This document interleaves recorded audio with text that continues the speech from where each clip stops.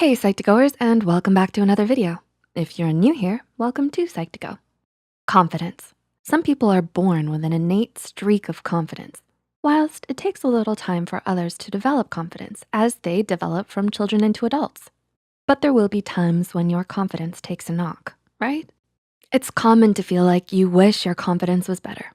While other things that are out of control may impact your confidence, such as other people, it's important to know which things you are in control of and how you can prevent yourself from destroying your own confidence.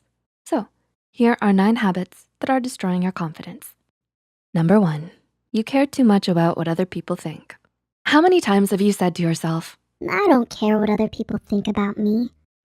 honestly, the tally isn't quite encouraging, is it? No. That's okay. It's common to care about what other people think, especially if we're trying to impress them. As human beings, you want to be liked and respected by others. However, when you value other people's thinking and opinion above your own and change your behavior to reflect what you think others want to see, you're doing more harm than good for yourself. Number 2, negative thinking. I'm not good enough. I can't do this. You've had one too many of those days, haven't you? Uh-huh. You become what you think. If you always think you're not good enough, then you'll never be confident.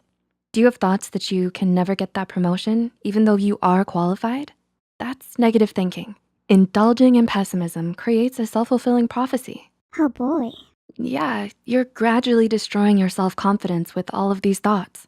Reframing those negative thoughts to say, I am good enough to get this job and I need to show my skills, can reinforce a more positive mindset. It's crucial to focus on what you can do instead of worrying about the outcomes that you can't control. Number 3, social media living. Do you compare your lifestyle with your friends on social media? Or how many times have you thought that your social media life is better than your own life? The pretty pictures people paint on social media, as we know, are not always as they appear to be. If you consistently find yourself comparing yourself to others and living in your own version of reality and only putting out what you want the world to see, then you may notice that this has an impact on your confidence in the real world. Once you start to understand that this is not what everyday lives are like, then you should start to feel more grounded. Number 4, self-deprecating talk. When you diminish what you do, you're taking shots at your self-confidence. If every time you speak in a personal or professional setting and you say that you're not that great, you're diminishing your worth and value. When you're constantly communicating that you're not that great, it's bound to make you feel less than confident. Writer C.S. Lewis once said, humility is not thinking less of yourself, but it's thinking of yourself less. So remember that and try not to confuse humility with self-deprecation. Number 5, the blame game is your favorite sport.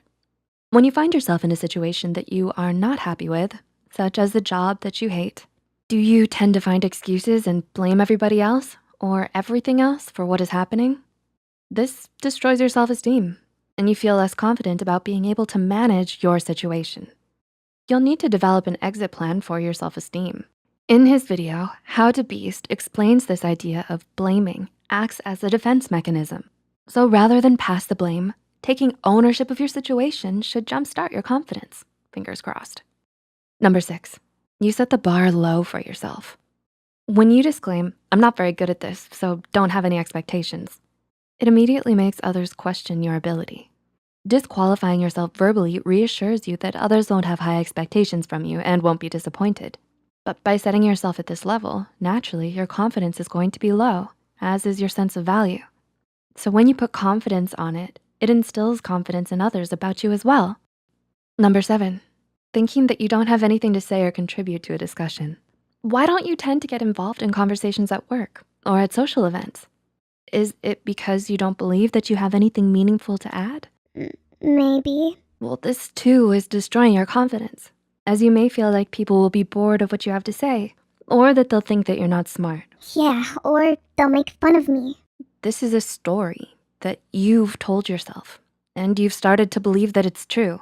It may be that the topic of conversation is not something that you're particularly interested in or know a lot about, but it should not be allowed to cost you your confidence. Okay, number 8, you dismiss compliments. Guilty as charged, right? Yeah, me too. We often receive compliments by deflecting or shying away from accepting them because we're embarrassed or we don't believe the comment. By deflecting, we're not only selling ourselves short, but challenging the judgment of the person complimenting us. Uh-oh. Accepting compliments graciously doesn't make you an egomaniac. We can accept compliments graciously and take them on board when developing our confidence. And number 9, ruminating. Ever find yourself repeatedly going over what you didn't get right or situations you didn't like? An example of this may be that you continuously think about something you said during a presentation to your work colleagues. Rumination is taking thinking to another dimension altogether. Even though thinking is considered necessary for problem solving, ruminating is focused on the problem and not on finding the solution. In her article for Forbes, Jamie Kaluga wrote that when you ruminate on your poor decisions or setbacks consistently, even the most confident people can struggle at times, and it's perfectly normal.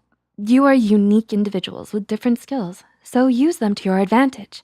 Using positive affirmations every day where possible can help to remind you of your strengths and what you want to develop. Do any of these describe your experience? Or did any of these points describe you? If you have any comments or feedback regarding this video, please leave them in the comment box below. We love hearing back from our viewers, and your feedback is so important for us when we're creating content at Psych2Go. If you found this video helpful, be sure to hit the like button and share it with those out there diminishing their confidence due to their own habits. Don't forget to subscribe to Psych2Go and hit the notification bell for more new videos. As always, thanks for watching. See you next time.